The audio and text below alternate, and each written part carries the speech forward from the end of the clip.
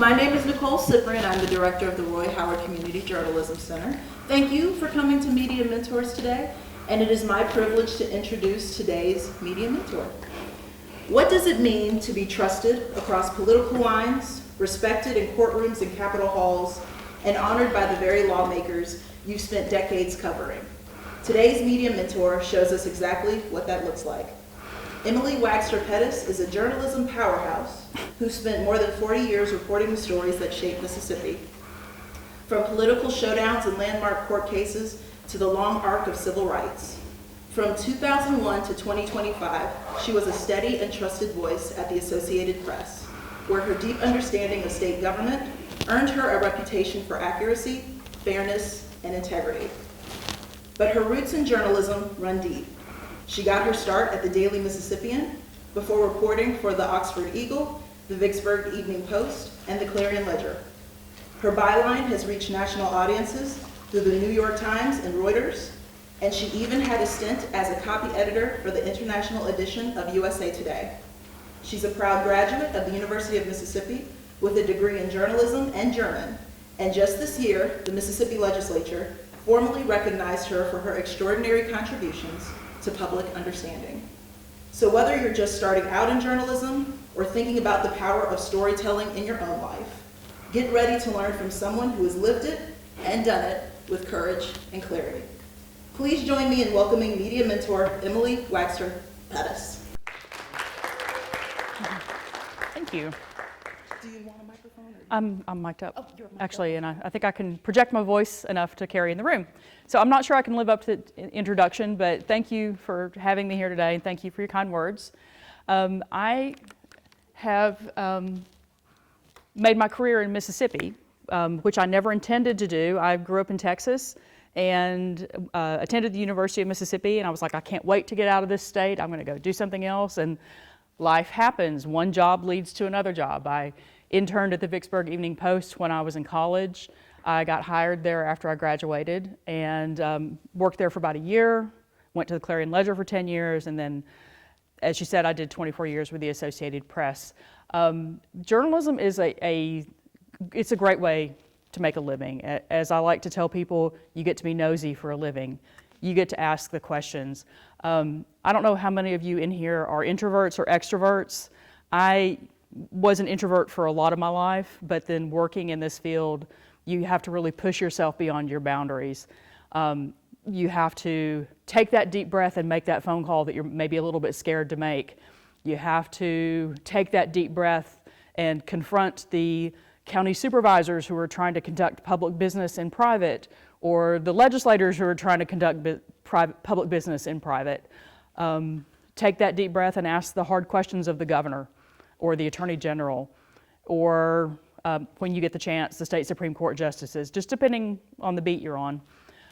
It's also a great privilege to talk to people who are not in sort of the halls of power, people like everyday people whose lives are affected by the news cycle.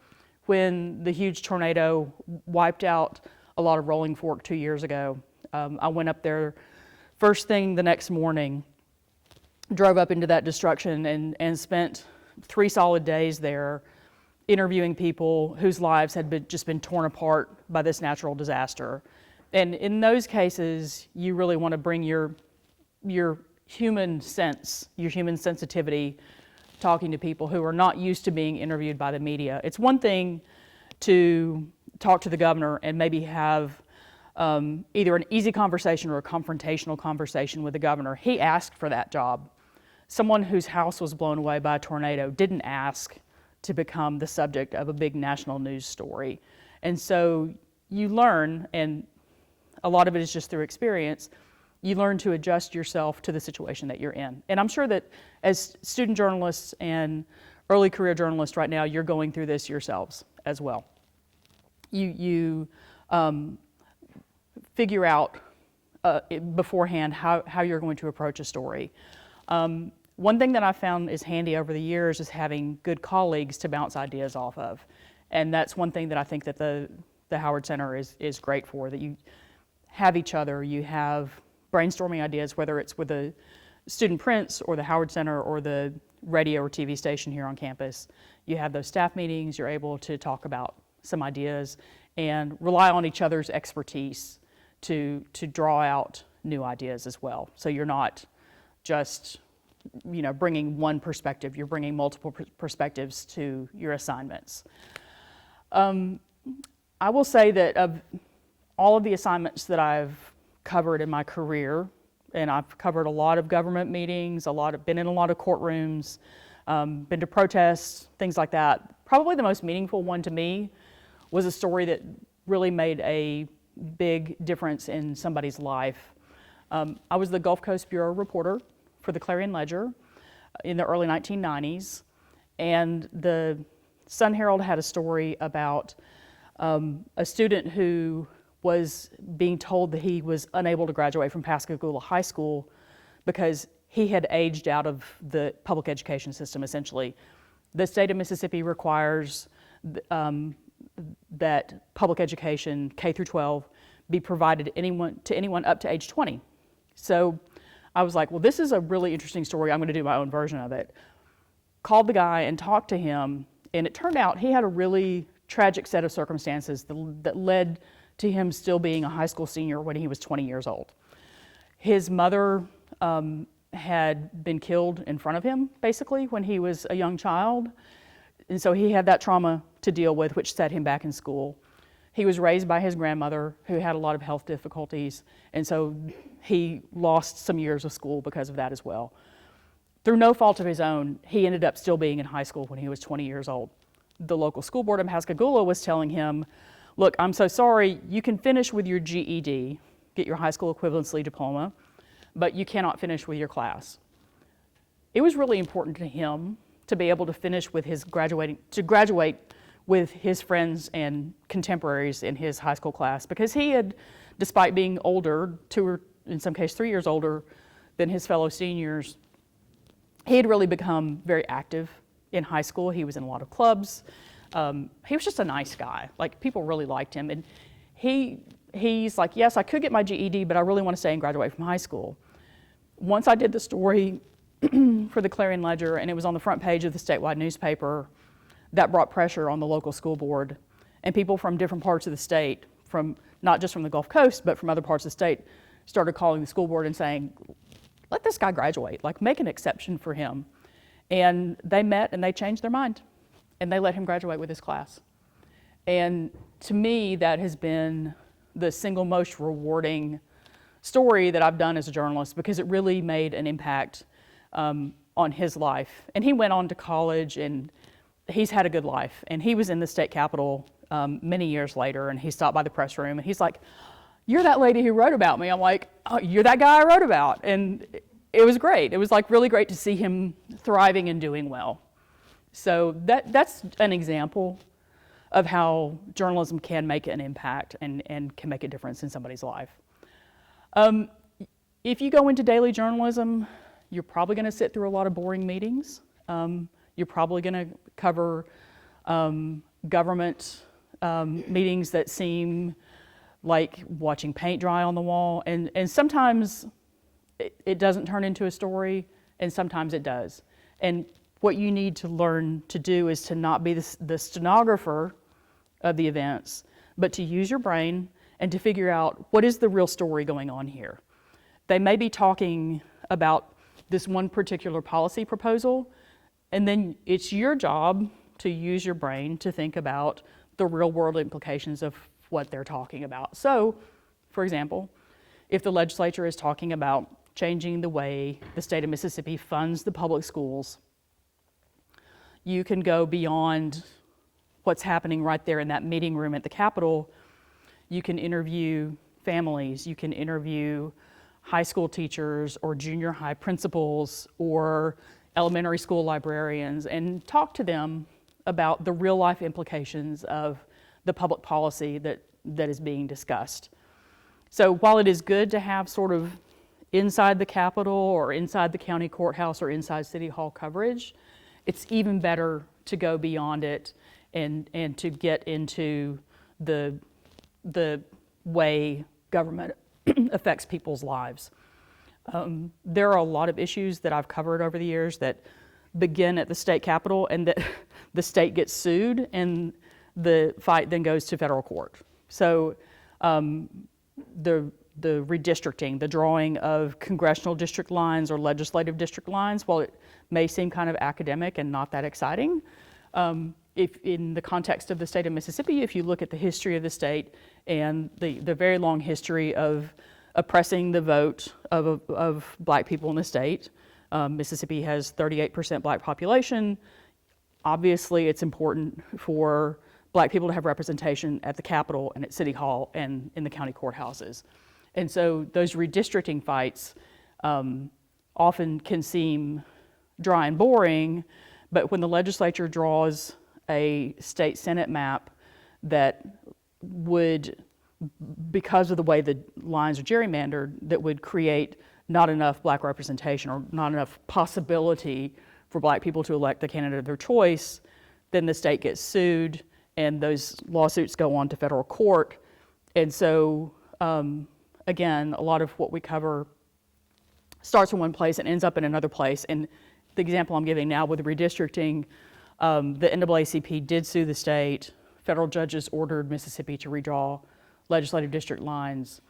The legislators did that this session, and now those new lines are under review by the same federal judges. And so a lot of it is a very long process. Sometimes things are shorter, but sometimes things get really stretched out. So there have been public policy fights over abortion and gay marriage and redistricting and ownership of the city of Jackson water system, for example, that have really gone on for a long time. Jackson Water is another example of the kind of news that affects people's daily lives in a very, very real way. I live in the city of Jackson, and my husband and I had to like stockpile water into big soup pots and boil it so that we would have safe water to drink, which is like crazy in 21st century United States of America that people are having to do things like that, or that people are going days on end without water. And we lived in a part of town that actually still had water pressure, so we were relatively lucky. There were people in parts of South Jackson with higher elevation where there was not enough water pressure to push water through the system, so that people literally had no water for days on end. So think about living in your home for 5 days or 10 days and not being able to flush the toilet or take a shower or do your dishes, something like that. And so the Jackson water crisis really kept us very busy with news coverage. The challenge again is to get people who are willing to talk to you and have their names and faces in a print story or on video, or we do with AP, we were getting audio for AP radio as well. Sometimes people want to talk, sometimes they don't. It's understandable in a situation like that if a person doesn't necessarily want to talk about the uncomfortable situation in their life that they're going through, but a lot of people were really ticked off about the Jackson water situation and were actually willing to talk and were willing to have their names and stories. So, we call it like talking to real people as opposed to talking to all those fake people at the Capitol, right? Like, go get the real person to interview. And it can often be time consuming, and again, dealing with people who are not accustomed to working with the media, you have to be a little more gentle with them sometimes. You can't be as confrontational. Sometimes somebody will do an interview with you and then get to the very end after 30 minutes and say, but don't use my name. It's like, oh my God, like, why do we just waste our time? Because for the most part, we need named sources.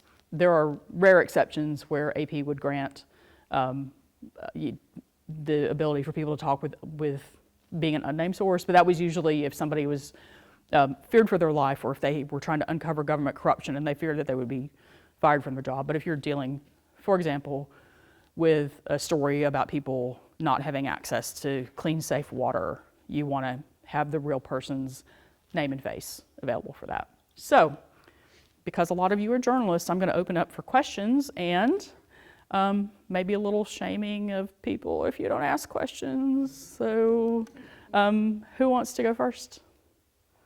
Yes? Speak up. You mentioned earlier that you were kind of an introvert, so I wanted to know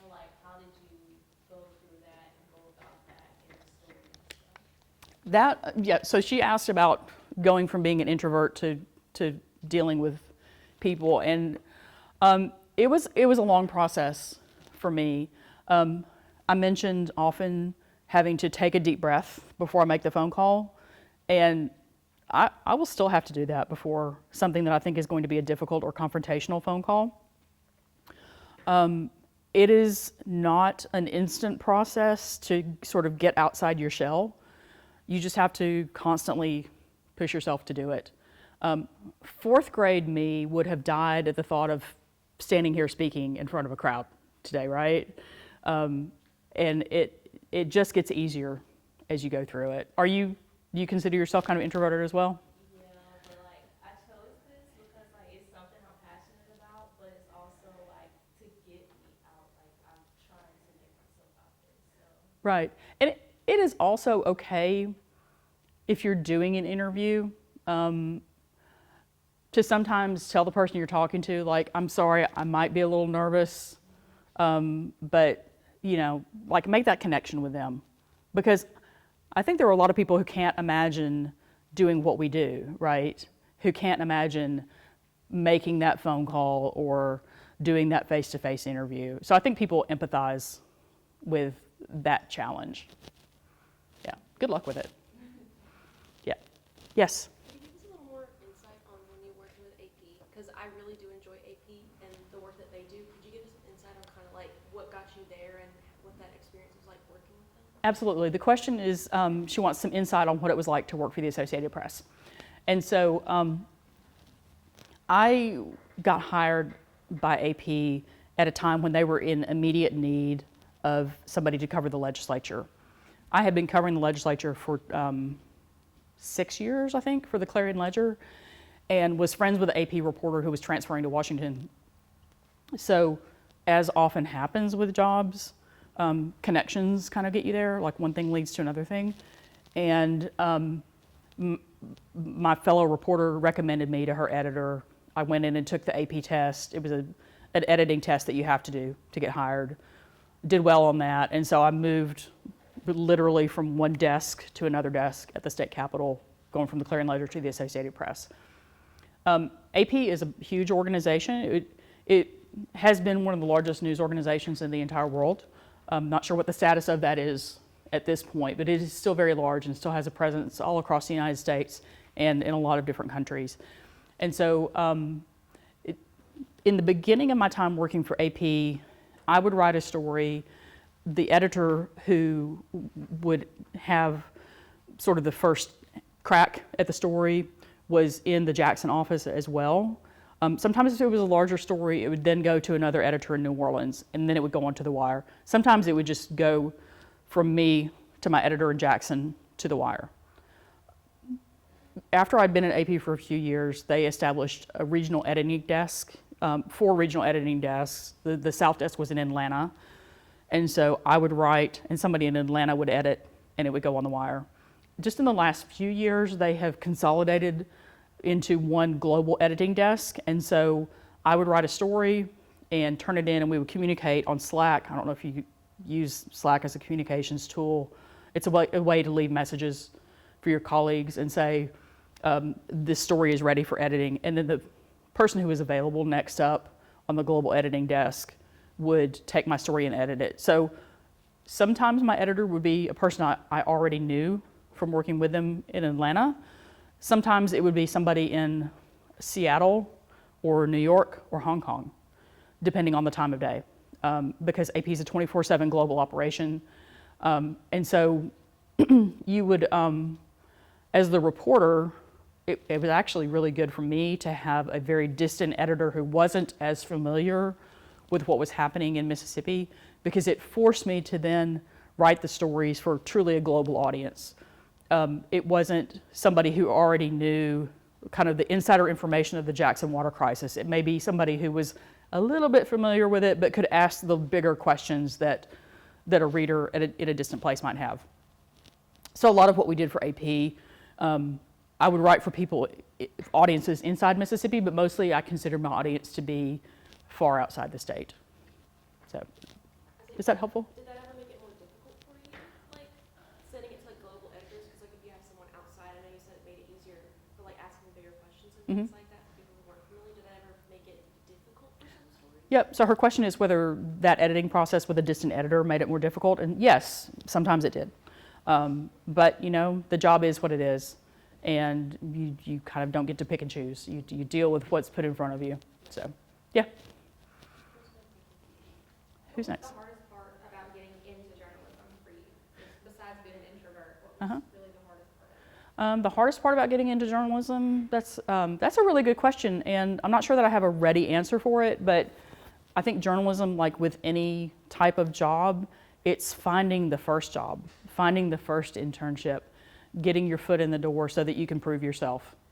And the way I got my first internship is there is a man, he's still living, Charlie Mitchell, who was my journalism 101 teacher, beginning reporting at Ole Miss. He was teaching journalism while he was in law school.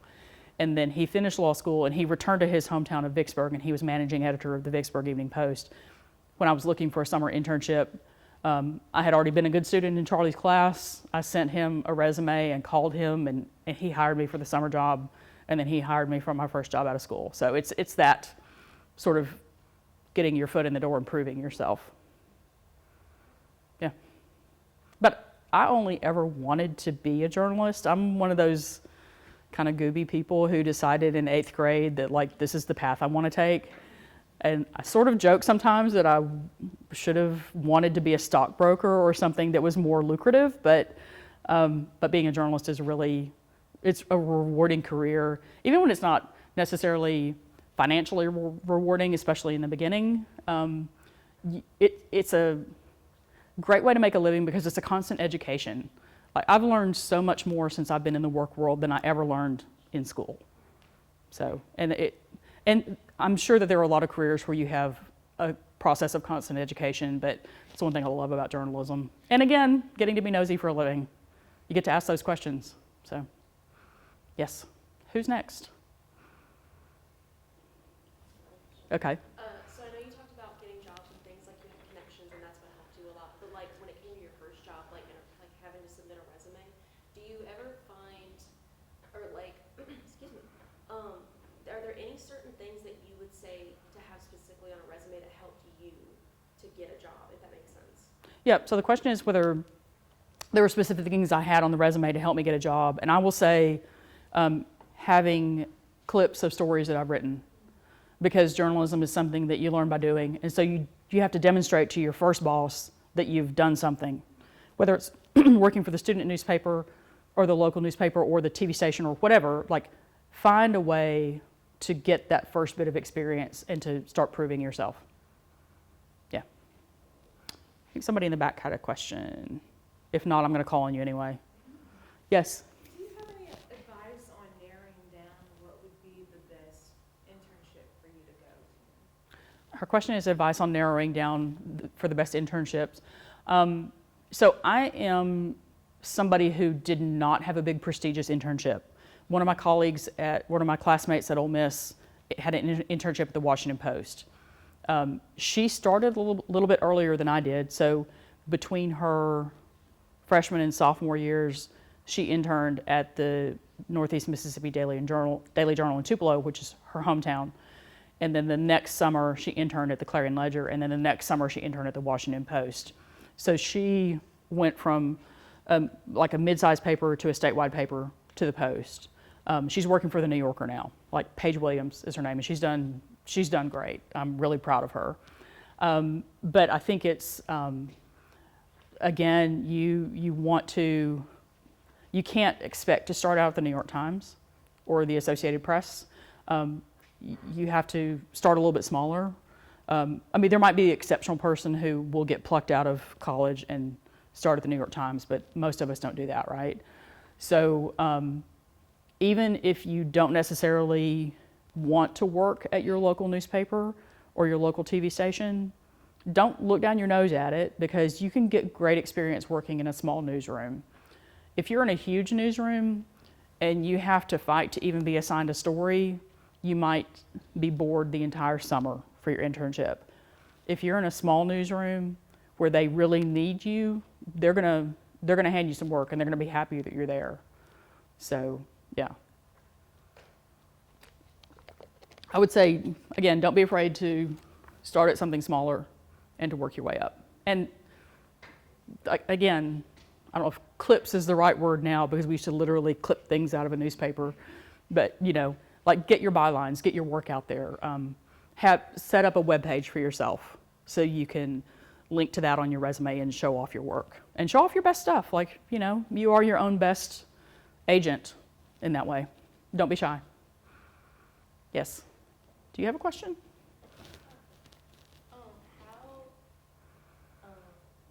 How are you being intentional about making connections? Because I think it's easy to be in a space and be around people, but kind of stay in your own little world, or interact with people in one environment, but then like never really be intentional about maintaining that relationship or just even connecting in that space. So how can I be more intentional about establishing those connections so that as you're making those transitions, like people remember you remember.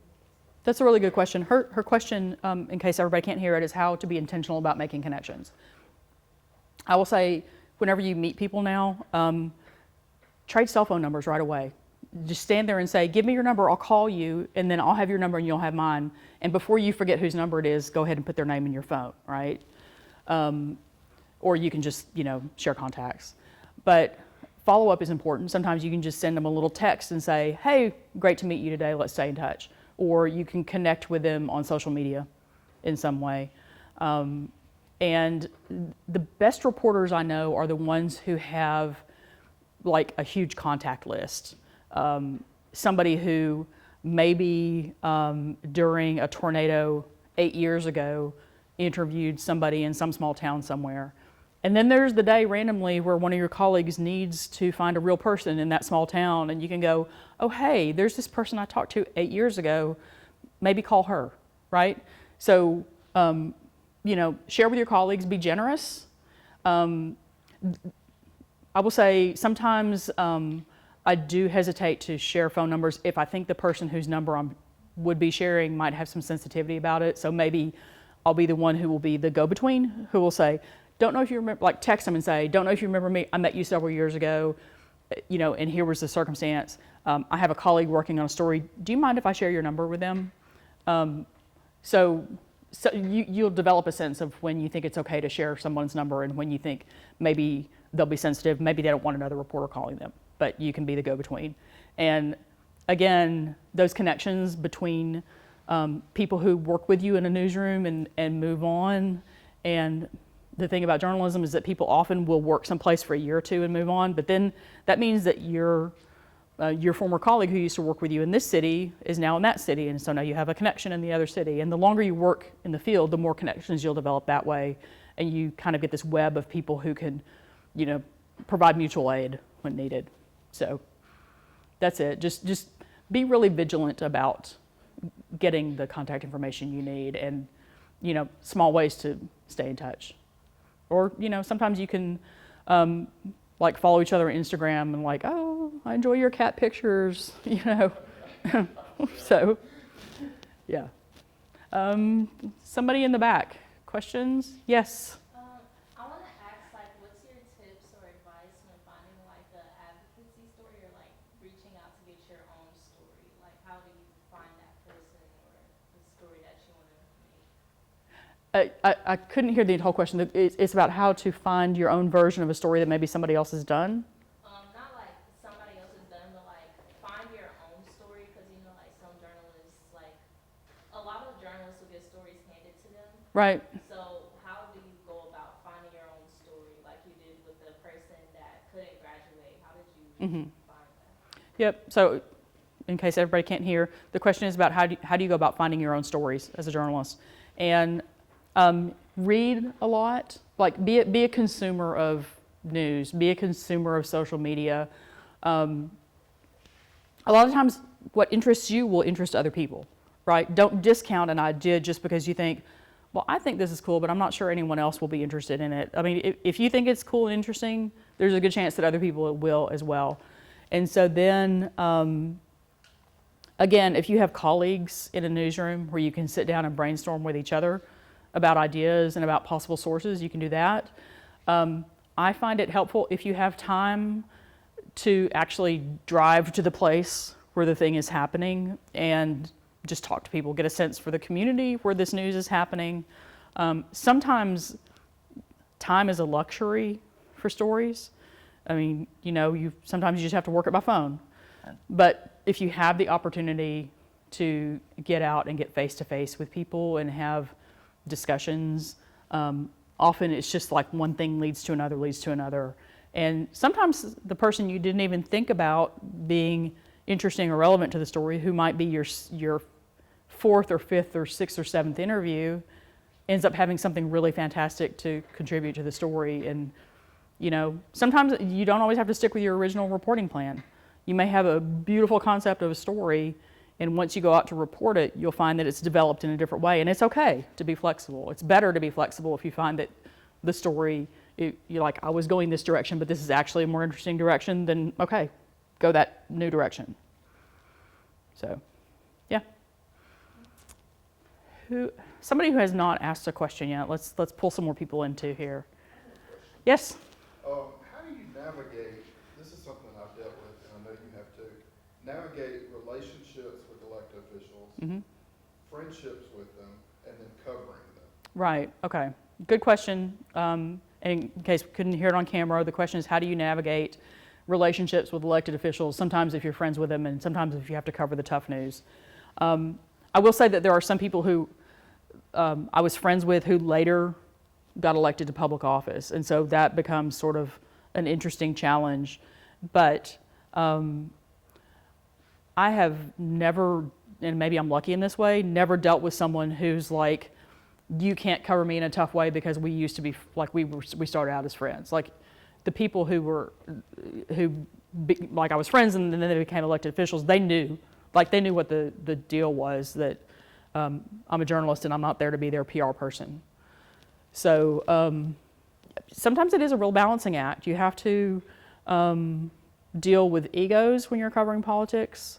You have to deal with egos with other reporters as well. Like journalists are not small ego people generally, right? Let's just put it out on the table. But, I try not to be confrontational if I don't have to be confrontational. But if Governor Fordyce, rest his soul, was going to be mean and confrontational to me, I would give it right back to him. And Fordyce, and y'all probably weren't even born yet, was most of you. Fordyce was the first Republican governor of Mississippi in modern times. He was elected in 1991, served 2 terms. He was the first governor I covered. I started covering state government in '94. And he was a contractor from Vicksburg who spent his life trying to tame the Mississippi River. So if you can imagine the ego you have to spend your life trying to tame the Mississippi River, and then you get elected as governor and you're used to ordering people around and telling them what to do. And Fordyce was very hard-bitten and gruff, and he didn't like the media, and he would, sometimes call reporters into his office and just chew us out. And you have to learn to have a thick skin about that. So it was a hard lesson, but it was probably good that I had a first governor that really toughened me up, right?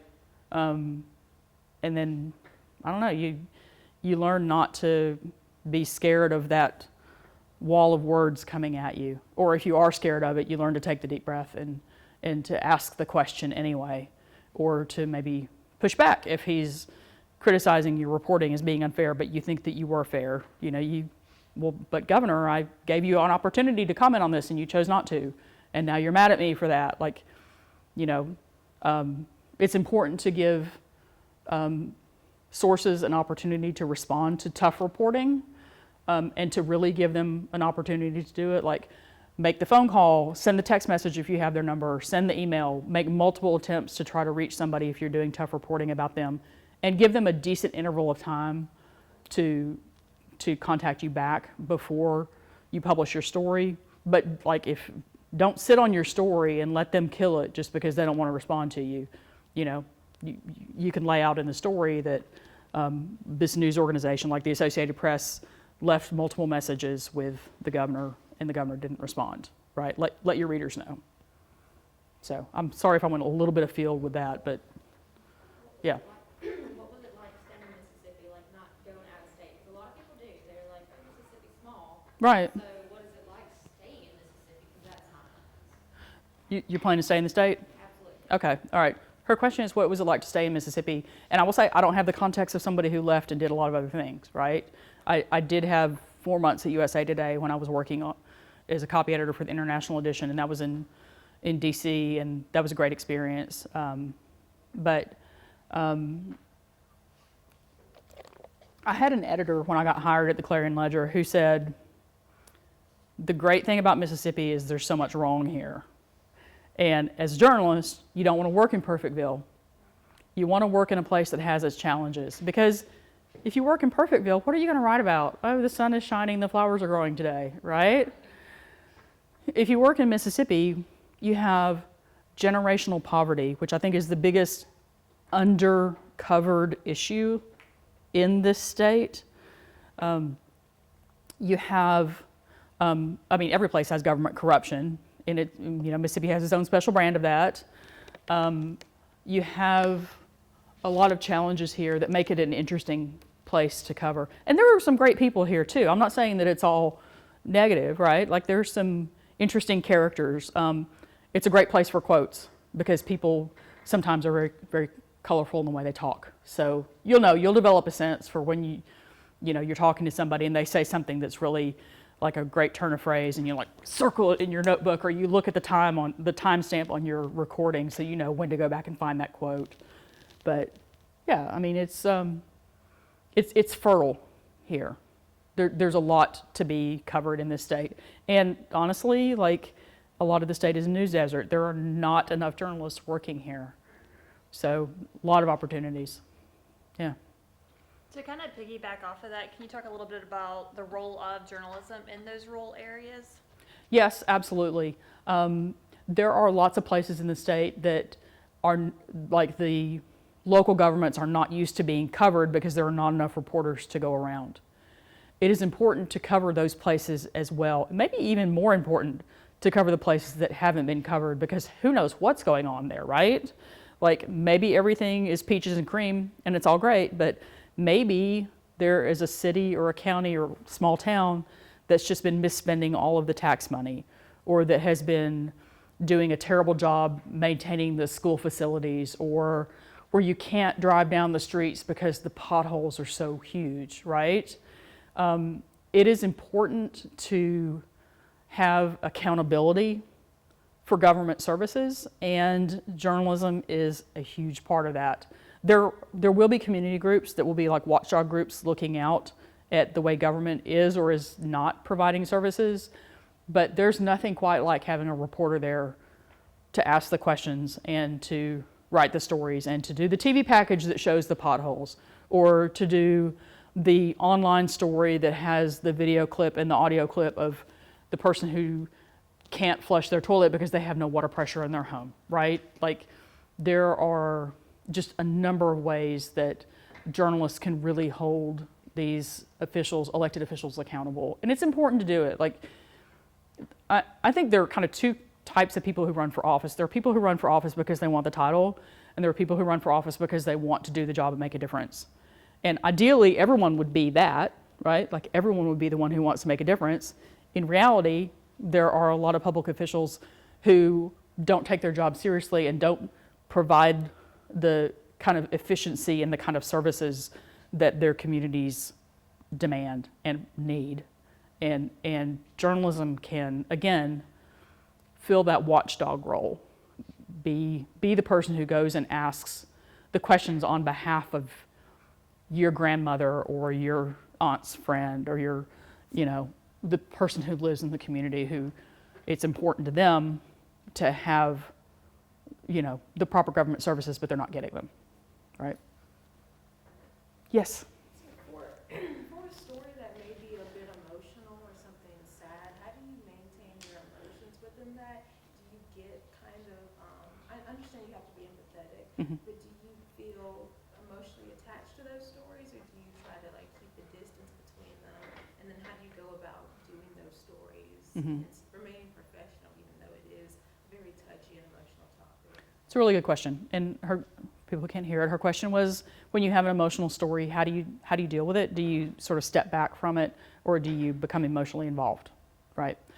I have had stories that I've covered that have been very emotional, and sometimes I'll cry afterwards. Like you go back to your car, you go back to your house, and you just cry. Usually try not to do it in the moment, but again, back to when Fordyce was governor, there was a fight in the legislature over his nominations to the state college board. I think the 4 people who were leaving the college board, there was one person who was black, one person who was a white woman, and there were 2 white men. And he nominated 4 white men to replace them, which would have left the board with maybe like 1 black member, less diversity in a state where it's obviously important to have a wide range of voices. And so the nominations went to the Senate Universities and Colleges Committee, which was chaired by Hillman Frazier, who is a black state senator from Jackson. And I've known Senator Frazier for a very long time. And if you know Senator Frazier, first of all, he's a very tiny man. Like, he's small. And so when he's sitting at this big committee chair and he has all these people around him, he's small but mighty, right?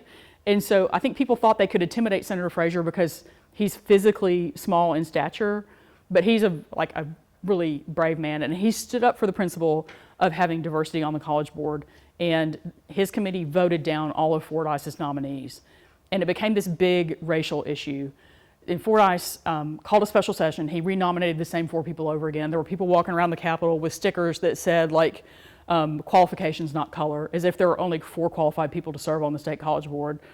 And people were Fordyce supporters were trying to make it like Hillman Frazier's being so unfair because he thinks there should be black people on the college board.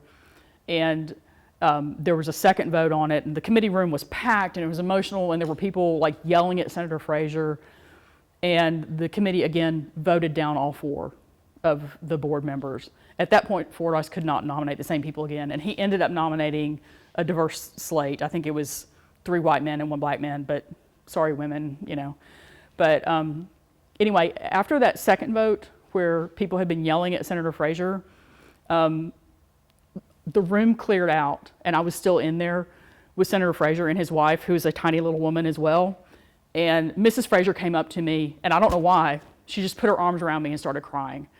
And like at that moment, I became not the reporter, but the human who just like cried with her in the moment, because it was so much. Like, those days were so intense. But that was unusual. Like, there have been some really difficult situations where you just learn to kind of like take the deep breath and not cry. Like the day after Hurricane Katrina hit the coast, I was in one of the military helicopters that flew over the coast and saw the damage. And I used to live in Ocean Springs. I was the bureau person for the Clarion Ledger down there for a year and a half. So I was familiar with the area.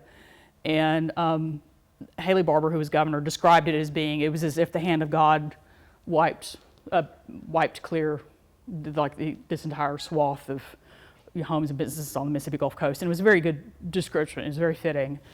And I remember standing next to Governor Barbour in Gulfport after the flyover and before we came back to Jackson.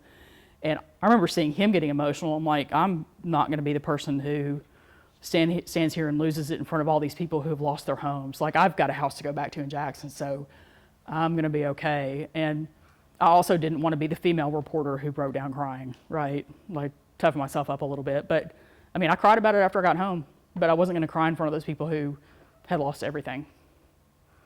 Yeah, it's okay to be a human, but sometimes you got to, keep it in and let it out later. Yes? Can you just talk about how you just go about that conversation? If it is a more emotional story and you need to interview them, how does that conversation look? If they're just already, sad and distraught, you still need information from them. Yeah, so the question is, how do you go about an interview if you're in an emotional situation? And you just act as a human, really. You're not a robot there talking to people. And so if it becomes emotional and if a person kind of breaks down in front of you, you listen to your inner voice and decide, how important is it to continue this conversation? Is it vital to what I'm doing, or is it kind of optional? If it's optional, is it better that I leave this person alone and let him or her have their piece and not have a reporter kind of up in their face. If it's important to your story, you find that balance of empathizing, but still trying to keep the conversation going. And it's usually possible to keep the conversation going. You find your human's instincts to be able to do that. Yeah. I mean, I think the toughest situations, again, are after natural disasters. I never did a lot of crime reporting because I never wanted to be the one with the police scanner in the newsroom who would run out to a shooting scene. But I think that can be very emotional as well. And I'm not the best person to ask about that because I've never had to deal with it very much. After I saw my first dead body, I was like, oh, that's good. Like, it's not really for me. Yes? Quick question. So you've been in journalism long enough to see from traditional journalism into the growth of social media, citizen journalism, and those different aspects of how journalism has changed. What do you see in both the good and the bad of social media, how it's changed journalism versus the way it's improved it, or has it improved it in your opinion? Okay. Again, repeating the question is how social media has changed traditional journalism. I will say it's been both good and bad. It's good in that a lot of times you can look at, I still call it Twitter, or Blue Sky now, or Facebook or Instagram or something else. I don't use TikTok that much, but you can look at social media sometimes and see something developing, right? And you think maybe that's a story. We currently have a governor who communicates a lot through social media, so sometimes that may be the first way you get information from Tate Reeves, for example. The bad part of that is that there's a lot of just incorrect information online, information that's not vetted. People will say anything, right? And so as the journalist, you have a responsibility to do your fact checking, to make the phone calls, to try to figure out what's really happening versus what's just sort of like made up online. But I mean, it's just one of the realities of the job you have to deal with. Everything's much faster paced than it used to be. When I started my career, when I was working in a newspaper, you would have one story with one deadline, and then when I worked for AP, you would have one story or multiple stories a day, but you'd have constant deadlines, and you could update the story that was already online to provide additional information, so that it wasn't like one perfect story engraved in stone. It became a story. A story is more of a living organism in a way, something that you could keep adding to. Yeah. Anybody else? Yeah, time for a couple more questions. Yes. What was the most challenging story you worked on? As a newcomer in the journalism industry, Mm-hmm. I've had some challenges with a couple different stories we worked on in the center, and I just want to know, how did you kind of work through those challenges, and what did you learn from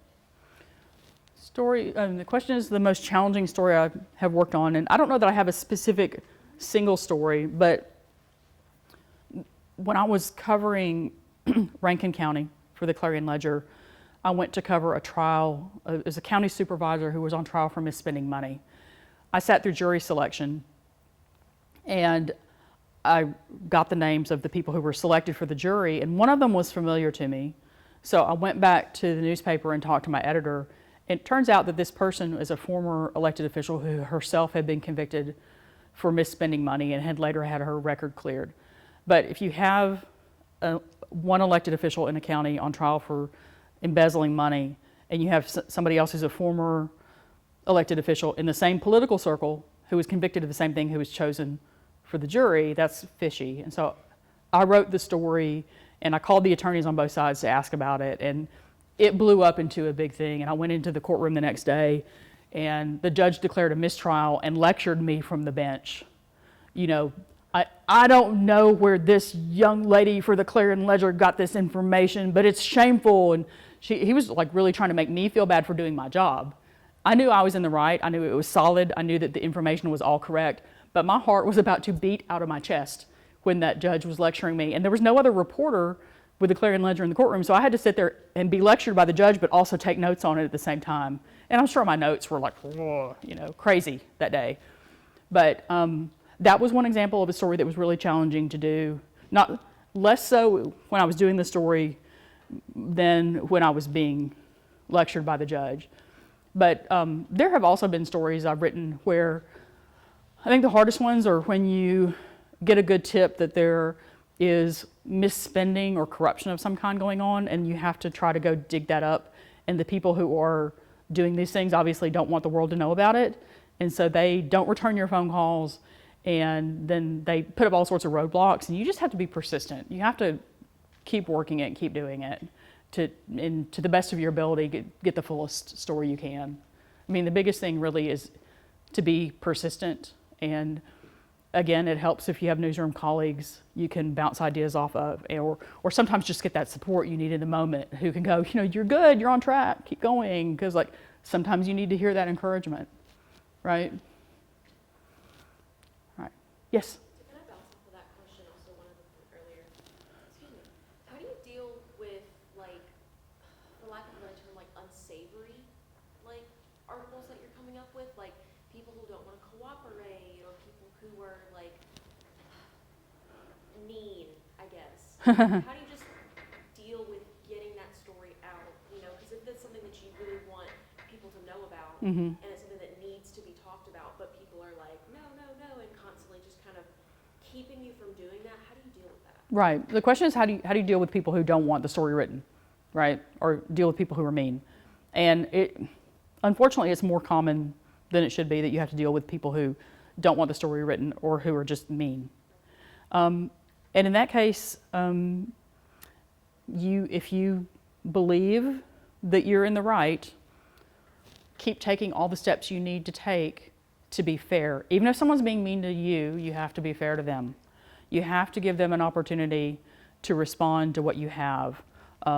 You should not write an article that neglects to ask them about some important aspect of it. So even when you're like, oh my gosh, I don't want to deal with this person again, sometimes you got to deal with them again.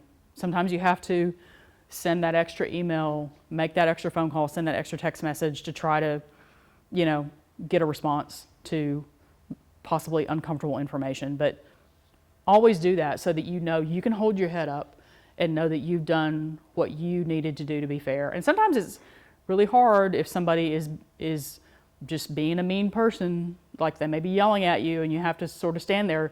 You don't have to like smile and take it, but sometimes you have to take it and just absorb the blow and do your best work. And as long as you are meeting your ethical standards, you can hold your head up. Also, but I will say, if you make a mistake, correct it, own it. Like, we're all human. We're going to make mistakes in our careers. Unfortunately, if you're a journalist and you have your name and face and byline out there, our mistakes are more public than other people's, and it stinks to have to run a correction. But if you made a mistake, then own it, correct it, move on, do your best work on the next thing. Yeah? Anybody else? All right, thanks for the good questions. I really appreciate it. Another round of applause for Emily. Thank you all for coming to Media Mentors this go round. Our next Media Mentors will be on Friday, May 2nd. So that'll be during Dead Week. So just so you know, because that next Friday is graduation, and I imagine everybody's going to be doing their own things. So we will do Media Mentors the Friday before during Dead Week, May 2nd at the same time. Emily will stick around for a little bit, so if anybody has any questions, maybe they didn't want to ask in an open forum, you want to come and talk with her about it or just introduce yourself, please do. And we will see you all here next time. Thank you so much.